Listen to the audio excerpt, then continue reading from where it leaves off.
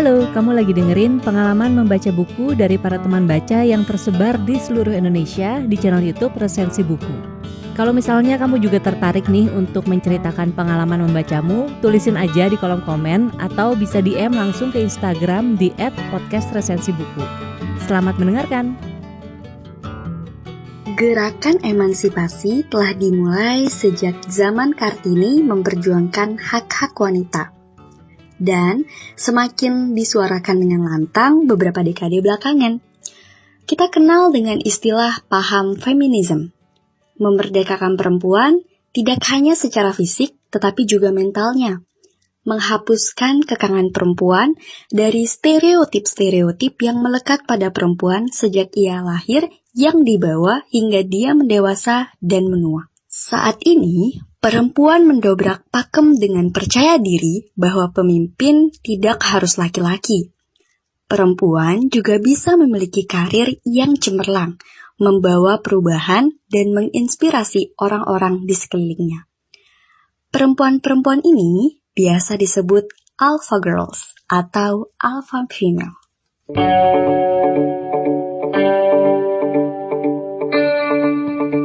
Halo, selamat datang di Riuh Riak Pemikiran yang akan menghantarkan riuhnya isi pemikiranku pada radar dunia.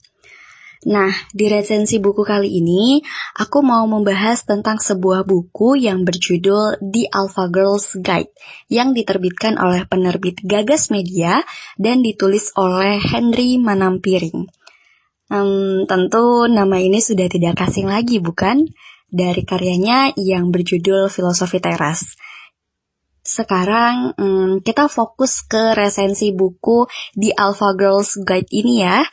Buku ini seperti judulnya bisa menjadi pegangan, pedoman, dan panduan untuk para perempuan menyeimbangkan kehidupan di era disrupsi digital saat ini agar tidak tenggelam dengan hype dan tren yang tidak ada habisnya jika diikuti terus-menerus, namun dengan tidak lupa pula sembari memaksimalkan potensi yang dimiliki dengan berbagai kemudahan yang tersedia. Anyway, ini buku yang bergenre non-fiksi ya, gitu.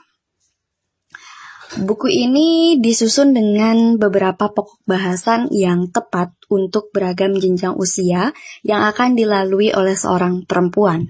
Diawali dengan kumpulan surat dari pembaca Alpha Girls Guide sebelum cetak ulang yang sebelumnya dengan edisi baru yang aku miliki ini.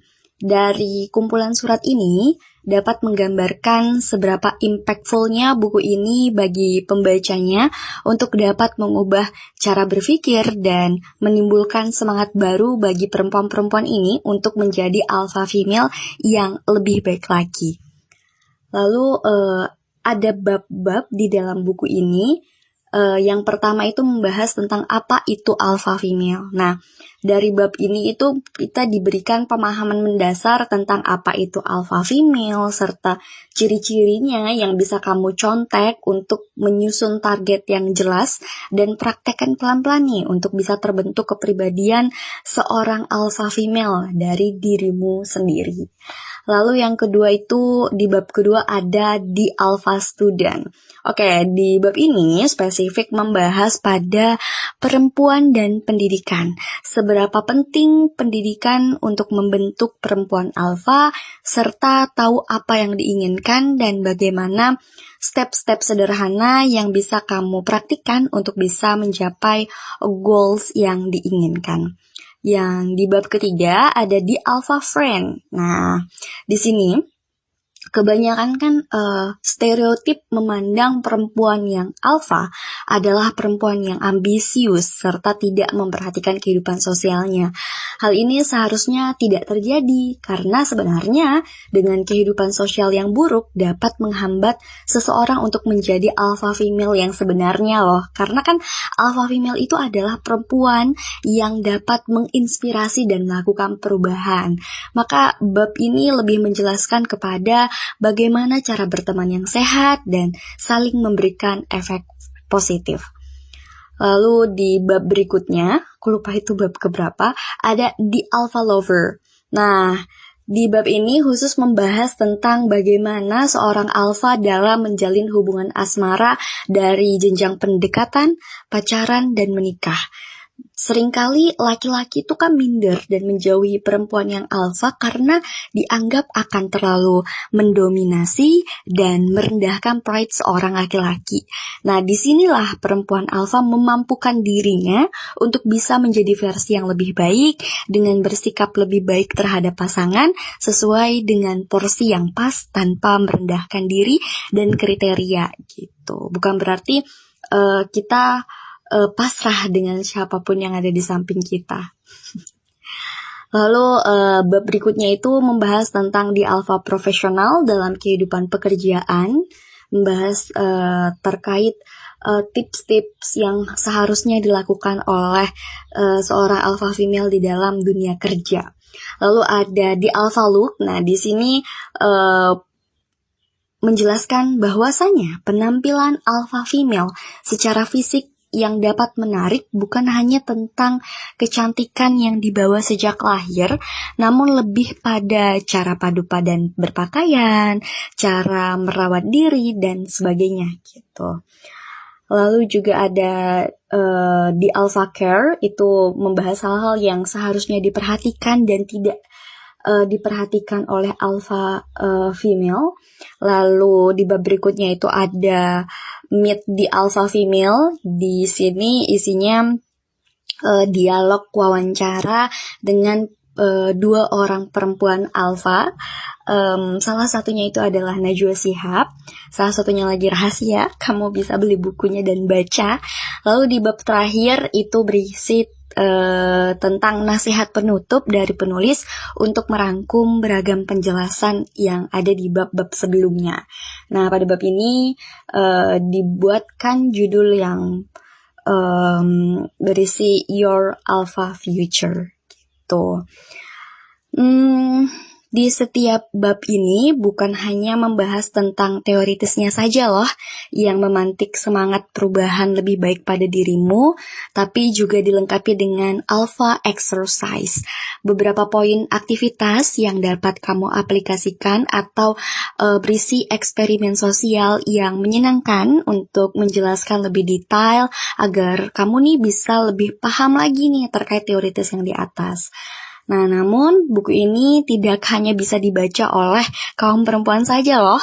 Untuk kamu yang laki-laki juga bisa. Jika kamu memiliki orang terdekat yang merupakan alpha female, kamu bisa membaca buku ini untuk dapat lebih memahami karakteristiknya dan mengetahui cara menyikapi si alpha female ini dengan tepat gitu.